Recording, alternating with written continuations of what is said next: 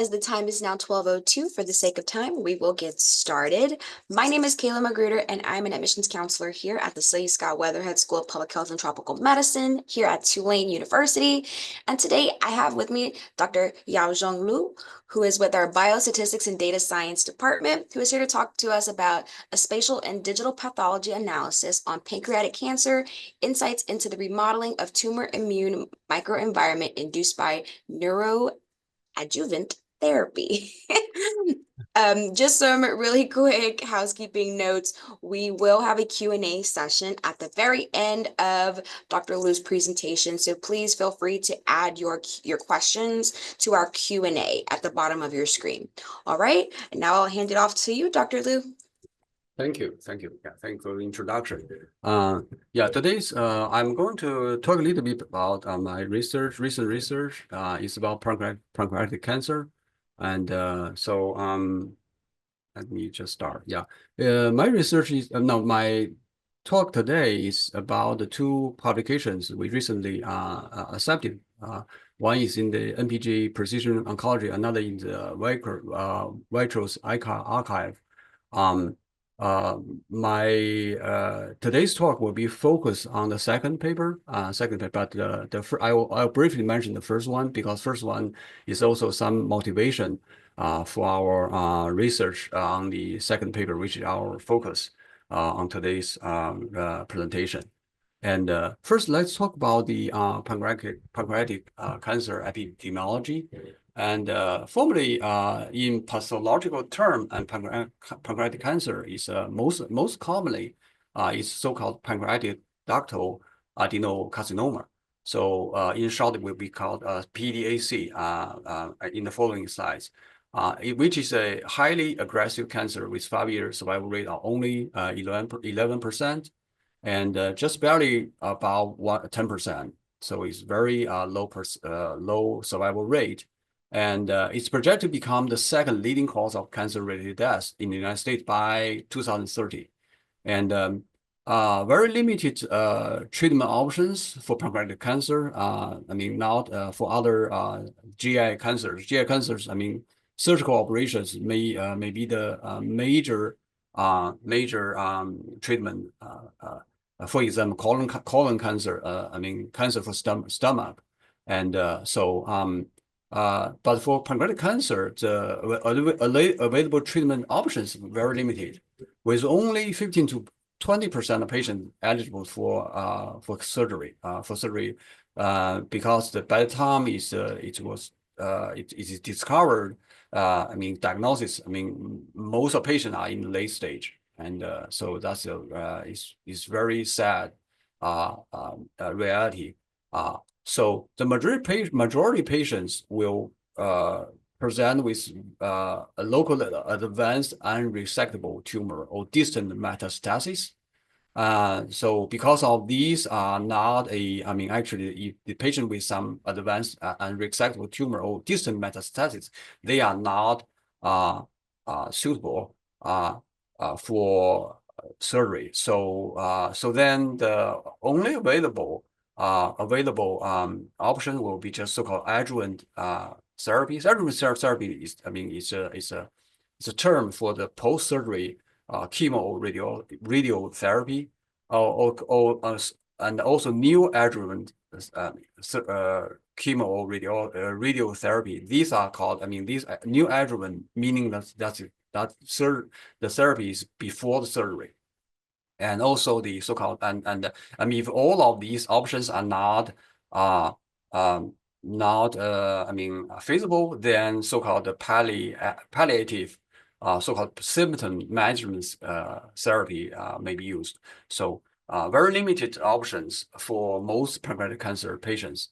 And now the so-called neoadjuvant therapy is, like I just mentioned, is before the surgery. Before surgery, normally the chemotherapy or radiotherapy mostly is done after surgery, right? After surgery. But recent years in pancreatic cancer, the now oncologists trying to use some chemotherapy or the radio plus some radiotherapy before surgery. We call this a neoadjuvant therapy.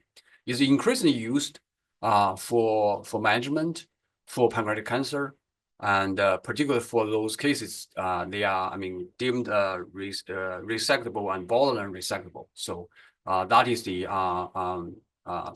and it's found to neoadjuvant therapy found to promote potential for margin negative resections. And some patients after they have done this neoadjuvant therapy, they may be, when they get, so-called margin negative resection, that's when they got the surgery operation. Then in the specimen, in the tissues cut off from the surgical operation, and so-called margin negative, meaning that there's no there's no tumor cells or cancer cells found in the margin of the resection, meaning that they have better prognosis. And neoadjuvant therapy may also treat micrometastasis early. Okay, may also increase chance of favorable tumor biology for surgery. So that's some patients at the beginning, they may, before surgery, they may not feasible for surgery, but after they done the neoadjuvant therapy, then some of the patients, the local tumor may be better controlled.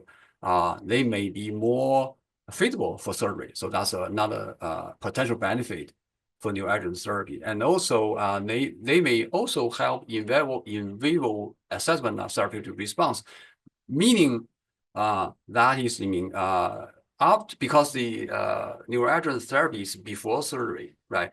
Now, after they done this, then and when the when the surgeon get a tissue, get specimen, pancreatic tissue tumor from the patients in operation, then they can just assess the therapeutic response from this neoadjuvant therapy. So-called in vivo assessment. This actually is not possible. If not for neoadjuvant therapy. So because it's before the surgery operation, and also they may promote conversion of locally advanced disease to resectable status. So these are some benefits of neoadjuvant therapy, and they also have some downsides. And here because time limits, I'm not going to talk too much about this. And then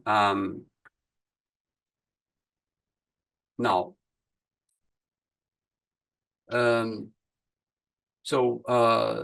pancreatic cancer actually is most oncologists and biologists, cancer biology, are very interested in studying the tumor microenvironment for pancreatic cancer. And this is because actually the pancreatic cancer it is a very from pathology perspective, it's very heterogeneous cancer.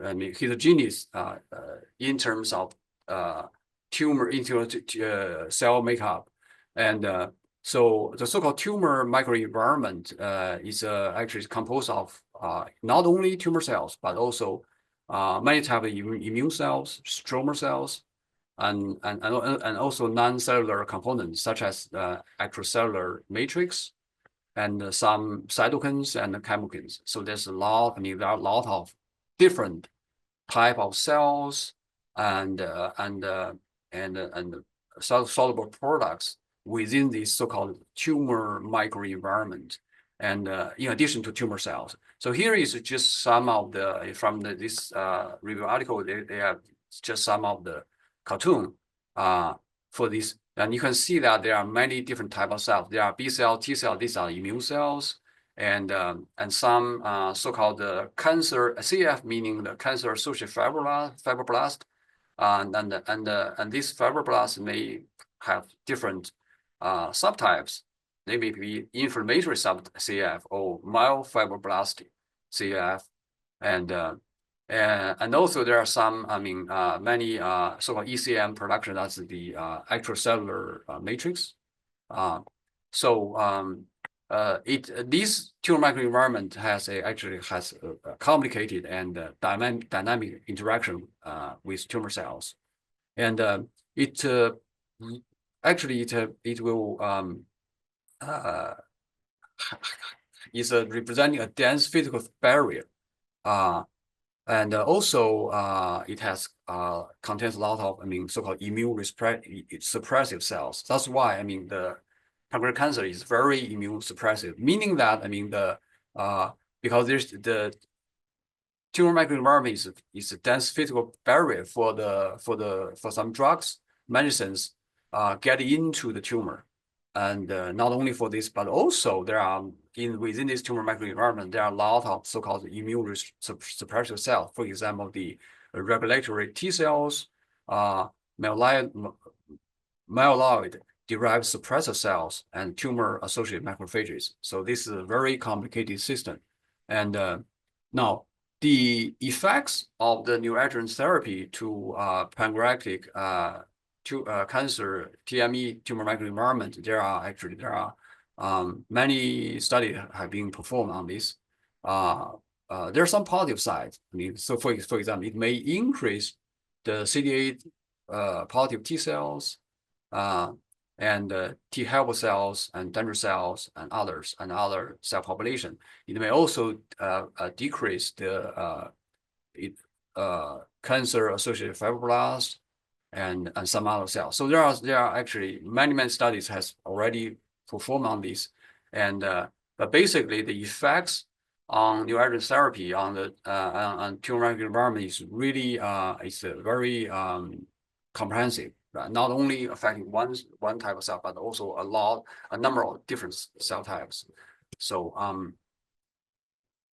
now based on our recent study, we use a so-called spatial transcriptomic approach to study the pancreatic tissue, that's pancreatic cancer. Now, this spatial transcriptomic study, that is the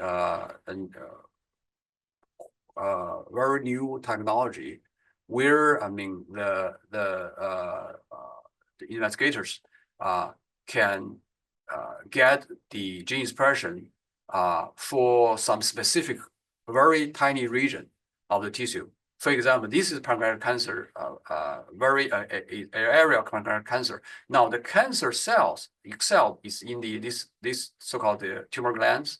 So you see this pink color is a gland structure. This is the tumor cells, but surrounding this, this yellowish area, these are so-called tumor microenvironment. So by taking advantage of these technology, and we can get the tissue, the cells, not only from this tumor region, but also more importantly, from the tumor microenvironment region. So that's what we have done. This in this published study, that is the first study in our and I mentioned in the first slide. So in this study, what we have found here in the study is that there's no much difference in terms of signatures for the immune cells, except there's some marginal significant increase of the mast cells. So other than that, then there's other type of cells, for example, the B cells, CD8 positive T cells, CD8 positive CD4 positive cells, NK cells, dendritic cells, monocytes, there are no difference. Okay, no difference in terms of the abundance signature. So we do find some increase of the so-called the cancer-associated fibroblast especially for immune modulatory and neurotropic cancer-associated fibroblasts. So besides that, then we don't see any that is the virtually no immune cell increased by this neoadjuvant therapy. So this actually is a kind of maybe our sample size is too small, but this is a kind of different from what they previously found, that this because previous study found that there's the neoadjuvant therapy may increase CD8 positive T cells. But in our study, we didn't find that. Okay, and now CD8 positive T cells are very important. They are so-called cytotoxic T cells. They involve in direct killing cancer cells. Actually, they can get into for example, they can produce ligand that can bind into the tumor cells and then destroy the cell itself. So it's kind of they need to get very close to the tumor cell, to cancer cells, in order to kill the cancer cells. So, and now, recent study found that, I mean, the so-called spatial distribution of the CD8 T cells are more important than the abundance itself, the abundance of these cells. Because, I mean, there are at least 3 studies. So in the first study, they found that the density in the tumor center, but not in the tumor margin, was associated with the patient survival. So meaning that there's a higher density in tumor center, patient has better survival, right? And but those cells at the density at tumor margin, they may not related to survival. Okay, that's one evidence showing that this really the distribution of the CD8 positive T cells are more important than the number of cells itself. Okay, so now, and also similarly, there are also another study found that abundance in the proximity, that's nearby to the cancer cells, was associated with better survival. This actually is about almost the same conclusion, right? This is the that is the those cells, CD8 cells that close to the cancer cells plays a more important role for patient survival. And the last study actually is the opposite side of the coin. That is they found a pattern where the CD8 positive T cells, when the CD8 T cells they close to themselves than to cancer cells. Okay, when they found this pattern, this may be so-called immune evasion. That meaning that the CD8 T cells are not fully engaged with the tumor cells in order to combat the cancer cells. So if that pattern is discovered, then those patients with that pattern of may have lower survival, so may have poor prognosis.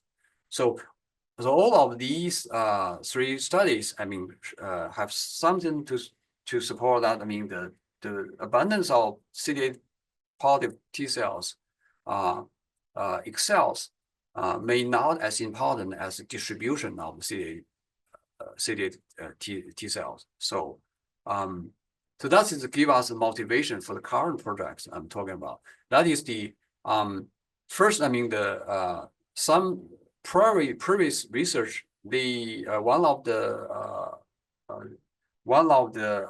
shortcoming of one of the disadvantage for previous research is that they do not have the local cancer density quantification. So they do not count the cancer cells, right? They only count the CD8 positive T cells or some CD4 T cells, mast cell, the monocytes, standard cell. They also only count those immune cells. But they most of studies do not count cancer cells. So that is one of the disadvantage, and because I mean the cancer cell itself, the number of cancer cells, abundance of cancer cells, actually is representing a so-called the contextual measure. Okay, for the TME dynamic. This is just the local cancer cell density is actually background for the tumor microenvironment. So the second motivation is that the cells abundance density alone, a CD8 cell, immune cells abundance density alone is not sufficient. The cells spatial distribution also matters. So that's why I mean maybe we need to have some universal measure to characterize or quantify the immune cell spatial distribution. Okay, so in order to fill the above gaps, here we have two actually. We have two strategies. First, we use so-called AI-assisted digital pathology to precisely locate and quantitate both the cancer cells and immune cells, okay, which is CD8 positive T cells. And secondly, based on the data we captured from this AI-assisted digital pathology, we actually perform so-called spatial correlation analysis between the immune and the cancer cells using the spatial point pattern analysis. Now, the hypothesis here is that the spatial correlation between CD8 positive T cells and the pancreatic cancer cells may contribute to better patient survival and may be enhanced by the neoadjuvant therapy. So, so in our data, we actually have 66 patients, including 39 who has neoadjuvant therapy before surgery. We call this group patient as NAT group, and we have the remaining patients who did not have this neoadjuvant therapy. They just go directly to upfront surgery. So we call this patient naive patient group. So we have two groups, NAT versus naive group. And we use their so-called formalin fixed pattern paraffin embedded FFP tissue blocks for the staining of H&E and IHC, the so-called immune histochemistry staining of CD8 positive T cells. And then the standard slides were digitalized using the pathology scanner. Okay, this actual digital pathology scanner at 40 times resolution. Now, the digital pathology analysis was performed using the so-called AI4Real's cloud-based platform, and it provides the machine learning or deep learning-based digital pathology analysis pipelines and workflows. So basically these system parameters were trained and tuned to detect the tumor cell, tumor glands, and CD8 positive lymphocyte and other stromal components within the tumor sections. Now, these was achieved, actually, this is not purely AI detection. It's just achieved through some human so-called assist AI. That means that this is the system parameters were trained by the two pathologists. So two pathologists just help the AI to recognize a number of cells, typical cells. For example, this is the tumor gland, this is the CD8 positive T cells, and then this is just so-called supervised training, and then they let this system to based on the training, they let the system to recognize more cells, and then they can just do another round of correction training, and after several rounds of this supervised training, then the whole slice of the cells are recognized by this system. So I'm going to show you the example for this. This is a simple example. For example, the raw data images like this HE, this is the IHC slice. Now, based on these slides, now the pathologists may have trained the system to recognize a few cells and a few. Here is a tumor gland, and then after several training, the system will recognize essentially all the whole slice for the CD8 positive T cells and the tumor gland and tumor cells. So then what the system captures is that this type of distribution, spatial distribution of the CD8 positive T cell, which is red dots, and the tumor cells, which is green dots. So you can see that the first row is from a patient or a naive patient, which does not undergo NAT treatment. The second row is an NAT patient. So that is from here, you can see some distribution of these CD8 positive T cell and tumor gland, they may be a little bit different. You can tell by your eyes that, I mean, the CD8 positive T cell for the NAT patient, maybe they may be more engaged, more closer to the cancer gland, tumor gland. So now, so the data, such data we extract from airfoil. Basically, we use this some XY location for every annotated objects, which is the cancer cell or CD8 positive T cells. And also, we can also collect from the system the shortest distance from every CD8 positive T cell to tumor gland. So we can get distance. Now, the reason for us to get the distance is that we want to only select those CD8 positive T cells with a distance smaller than 50 microgram, sorry, smaller than 50 micrometer to the tumor gland. So that we can focus on only those cells that are functional, capable of killing cancer cell. Because CD8 positive T cells, they work by direct contact the tumor cells. So we need to that's why we focus on only those CD8 positive T cells that are very close to the tumor gland. So, and then based on the data, no, here, let's just go back, sorry, go back to this. Yeah, so this actually is raw data we got from the data exported from airfoil. So you can see that we have some spatial distribution. This is from one patient, spatial distribution of both the cancer cells, which is just the green dots, and also the CD8 positive T cell, which is the immune cells, which are the red dots. And so that is some kind of loaded, and with the interesting thing about that, we can see that is the location of each cell, so that we can have some characterize the spatial distribution of both the cancer cells and the CD8 positive T cells, and their spatial relationship of the two cells. So here we use the so-called SpaceStat R package. This R package actually was previously used to study the spatial point pattern data.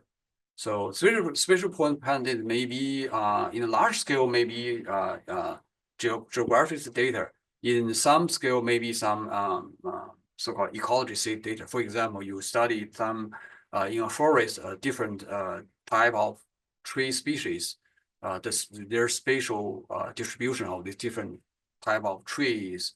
So such kind of data. So we can also use this to study our cells, the distribution of the cancer cells and the CD8 positive T cells. Okay. Now for each subject, we can separate data into two sets: one for cancer cell, another for CD8 positive T cells. And then we can use so-called kernel smooth intensity, so that we can just have the signal smooth, so that we can have some basic landscape, some over landscape of distribution of either the cancer cell and also CD8 positive T cells. So you can see that there's actually the brighter region are those regions that has higher density of cells. So you see that these cancer cells, actually you can see the location is in here, right? That is the higher density, and they also have some distribution in here in these two parts. And CD8 T cells and the major distribution is on this side. So you can see that there's some agreement or corresponding of the CD8 positive T cell with the cancer cells. And we can see some overlapping, the distribution. There's a higher density, may a little bit overlap. But we want to be more accurate quantification about this so-called spatial correlation of the two cells. So the way for us to do this is we use the so-called causal analysis. The correlation analysis really is we have we will just separate, actually we separate this whole field into different grade of size of 500 times 500 microgram and micron, 500 and 500 micron, and then in this just some little square, and then within, you can see within each of square or grade, and we can count the number of cells, either CD8 T cells or the cancer cells. And then we can just have this count for each of these grade, so that we can just have some correlation analysis about for each of the cells count at each location. So that, for example, in here we have 1, 2, 3, 4. This location, there are 22 cancer cells in here, and in the corresponding location, there's only one CD8 T cells, and in here, and you can see here in this location, 1, 2, 3, 4, 5. This location is we have 8 CD8 T cells, and corresponding we have the same location. We have 1, 2, 3. We have 33 cancer cells. So the idea about spatial correlation analysis is we try to correlate this count, the count of the cancer cells with the CD8 T cells at each location. So then we can just pair the counts of 2 cell types by their specific locations, and then we can perform so-called we can just correlate this quadratic count of 2 cells using some so-called generalized linear model. So we use this model is the dependent variable is CD8 cell quadratic count, and with independent variable as cancer cell quadratic count, and then we can just model that to see the change of the CD8 cell count with the change of cancer cell quadratic count. And so if there's a strong spatial correlation of two cells, then we may expect to see that with the increase of cancer cell quadratic count, there's a sharp increase of the CD8 cell quadratic count. So that is the basic idea. And then based on, and now here, this is just one of the case. So you can see that is the scatter plot, and then based on this scatter plot, and we can just from this, the y-axis is the CD8 cell quadratic count, and the x-axis is the cancer cell quadratic count. And we can also, now here, this red line is a fitting model. So you can see this is on average with the increase of cancer cell quadratic count, then we can expect to see the CD8 cell quadratic count just increase like in this curve. So so this the regression coefficient slope of this beta. This is just the curve of increase of CD8 cell with cancer cell. That we use that to represent spatial correlation between 2 types of cells for each subject. And on this beta, this predicts an expected fold change of CD8 positive T cell count per unit increase of cancer cell count.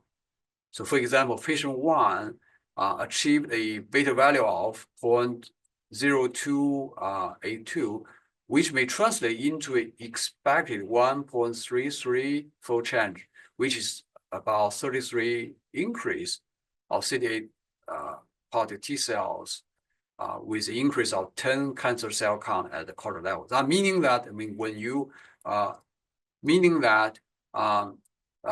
in this patient, then the for every 10 cancer cell count increase for a quadrate at quadrate level, there we may expect to see about 30% of increase of CD8 T cells. So that is the basic idea about this spatial correlation between the 2 cells. And now here is this patient characteristic of these all 66 patients, and 27 belongs to naive group and 39 belongs to the NAT group.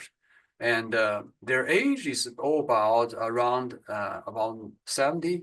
So age distribution are basically the same.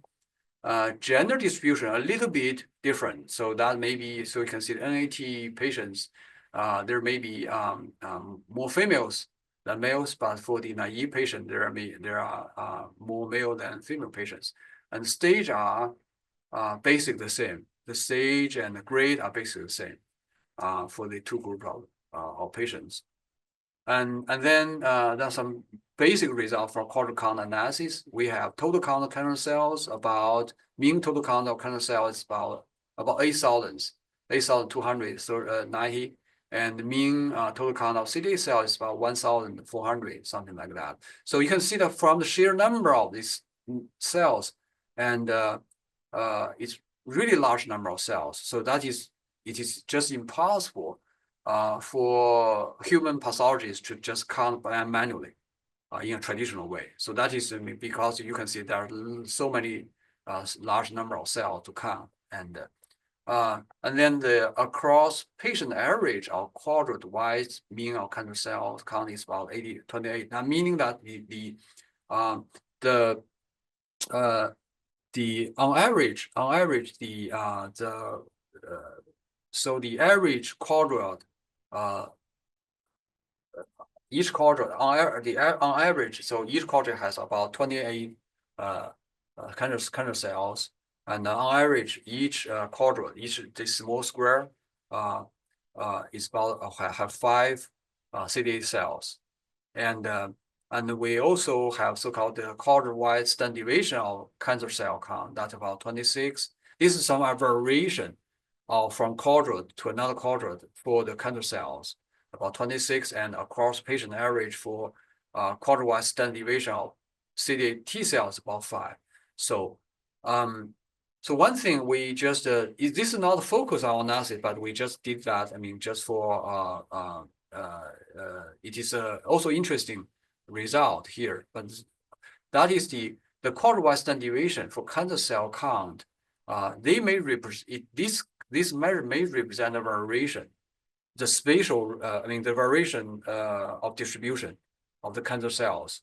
So the lower standard deviation, meaning that the cancer cells are more homogeneous, and the higher standard deviation, that meaning some of the quadrant count is low, some quadrant count of cancer cells are very high. So if we have high standard deviation, that meaning that these cancer cells are very heterogeneous in terms of distribution.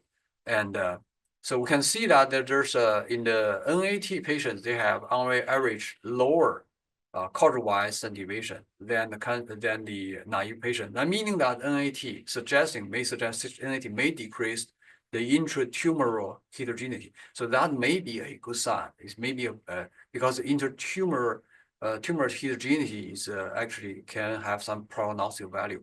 That meaning that when when patient has higher intratumoral heterogeneity, then the prognosis may be poor than those has lower intratumoral heterogeneity. Now here is just some intermediate data. That is we have each patient. You can see each patient. We just try to correlate their CD8 positive T cell quadrant count with cancer cell quadrant count, and you can see some of the patient there. I mean, the spatial correlation. The curve is pretty sharp, and some may be very flat. If you have flat curve, that means that there's no such very much spatial correlation of two cells. But if you have very sharply arising curve, that meaning that there's a spatial correlation very strong. So, but this is each cell, each subject's data presented here, and by summary, so you can see that we can also present these curves by the two groups together. So side by side. I mean, left side is naive patients, right side is NAT patients. So you can see that for the NAT patient, it has in general, you can just by naked eye that the NAT patient has a higher later values, they are made more steeper slope, regression slope than the naive patient, meaning that they tend to have a higher spatial correlation than the naive patients. So but is that significantly different? That the answer is yes, because when we compare, you can just by comparison of these beta values across two groups, adjusting for age, sex, tumor grade, and tumor stage, and we achieve highly significant p-values.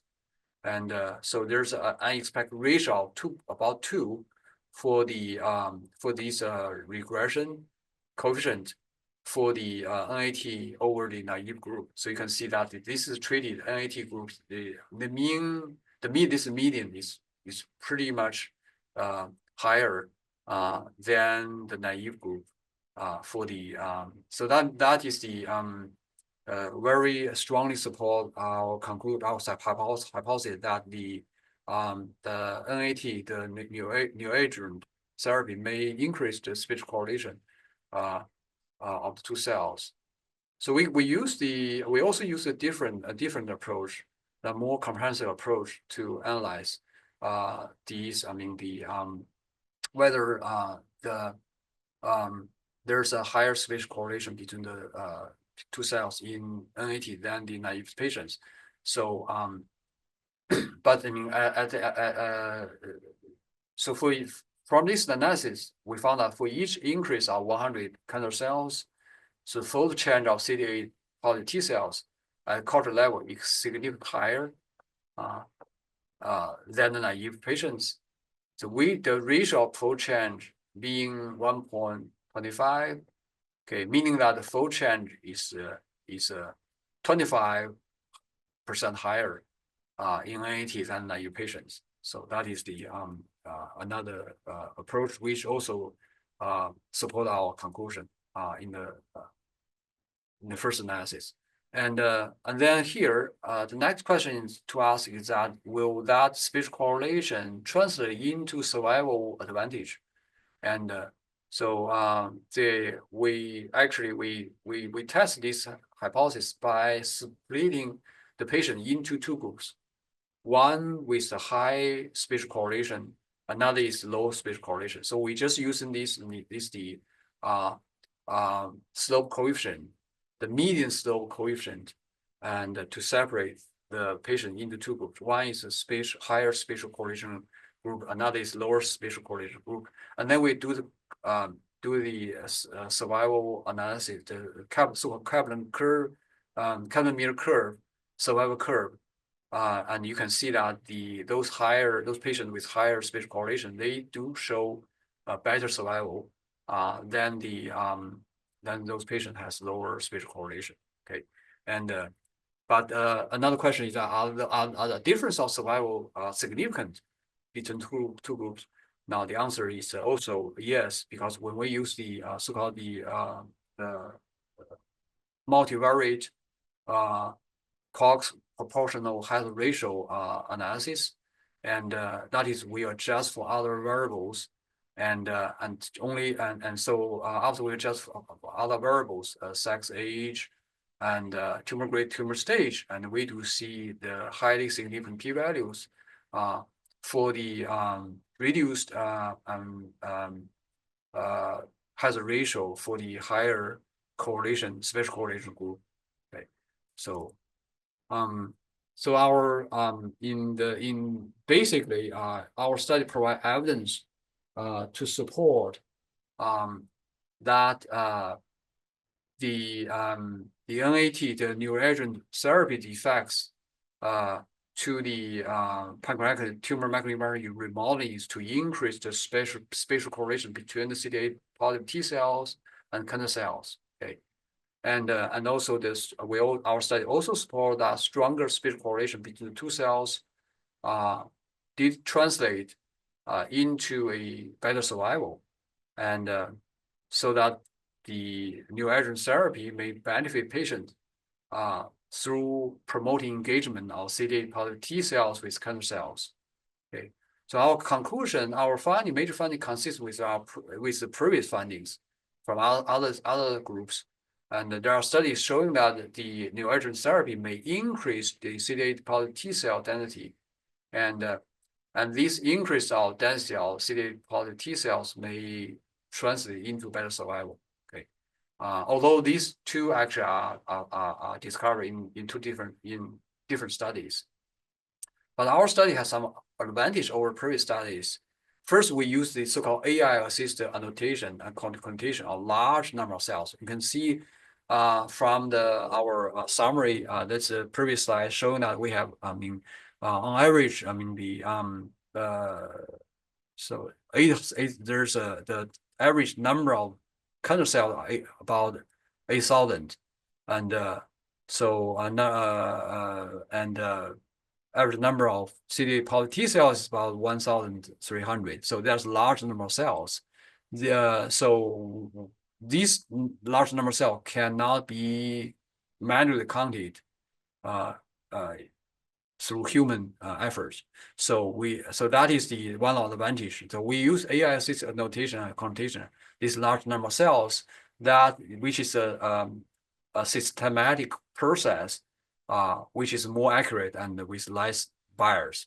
So that's the first advantage. The second advantage is that we focus on the spatial distribution rather than the density of count of the CD8 positive T cells. So and then we model the local variation of CD8 positive T cells related to the abundance of cancer cells, which is a more robust measure of immune cell engagement or response to cancer cells. So I think I still have a few slides before. Okay, let me finish quickly. Sorry about this. I mean, it will be longer presentation. Yeah. So the next question to ask is what's underlying this increased spatial correlation between CD8 positive T cell and cancer cells by these neoadjuvant therapy. So our speculation is that maybe the TME, the tumor microenvironment complement expression may have this maybe one of the molecular mechanism underlying such increased spatial correlation. And so based on our previous studies, so now our future direction is we will have more comprehensive characterization of tumor microenvironment using the new technology. So for example, the spatial resolved single cell RNA-seq technology. So maybe we should also do more clarification of the causal roles of the TME complement in this tumor microenvironment remodeling using the tumor slice culture from fresh human tissues. And we may also need to develop more advanced state modeling to model the TME remodeling. Okay, so I would like to first thank you, my colleagues, some of my colleagues, pathologists who are Dr. Zhang and Dr. Liu are two pathologists who actually performed not only the analysis, but also actually the more important is the supervised training of this AI Fourier model to annotate, recognize all of the cells. And the two of my students, Danting and Roshin, actually are involved in this data analysis. Okay, and I would also like to thank the funding support from Tulane University, Carol Levin Bernie Grant, to support this study. Okay, so with that, I thank you for your attention, and I would like to happy to answer any question you may have. Thank you. Thank you so much for that wonderful presentation, Dr. Liu. As I stated in the very beginning, we will now have a brief Q&A. If you have any questions, please drop them in the Q&A or the chat below.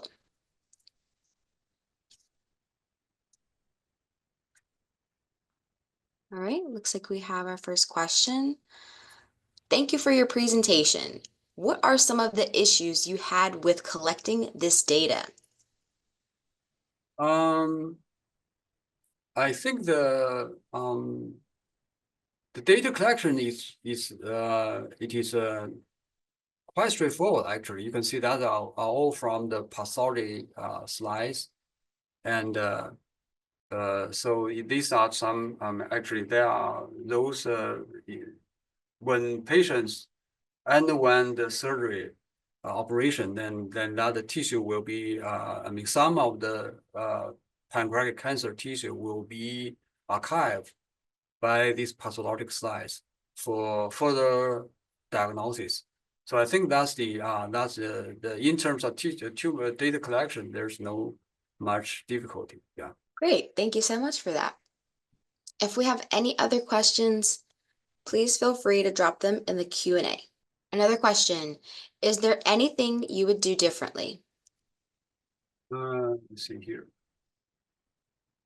Is there anything you would do differently? Yeah, I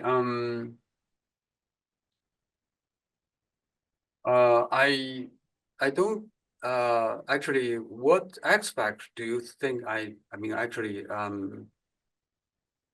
I think there should be some maybe there if I understand it correctly, that is maybe in the future analysis we should actually have more distance based measure, right, for spatial correlation analysis. So that maybe have some additional this maybe an alternative approach for us to characterize spatial correlation between two cells. We can, rather than looking at this co-localization of those two cells, we may also count or quantify the distance between the CD8 cells and the tumor cells. But there's a lot of distance to count. You can see that there's if we have 1,000 CD8 cells and 8,000 cancer cells, there are a lot of distance, right? The pairwise distance are so many. So that will represent a challenge in terms of data analysis. But if there's anything we can do differently, maybe we can just do another way. We can just count the distance, right? Thank you for that, Dr. Liu. Do we have any last questions before we wrap up today's session? All right, if not, if we don't have any additional questions, or if you do have some questions, but you'd like to talk to Dr. Liu a little bit more in depth, he has his email up here, yliu8@tulane.edu. Feel free to connect with Dr. Liu. Feel free to also connect with our office here in admissions. And thank you so much for joining us, Dr. Liu. Thank you so much for your time and for your wonderful presentation today. All right, thank you. It's my pleasure. Thank you. Yes, have a great day, everyone. You too. Bye-bye.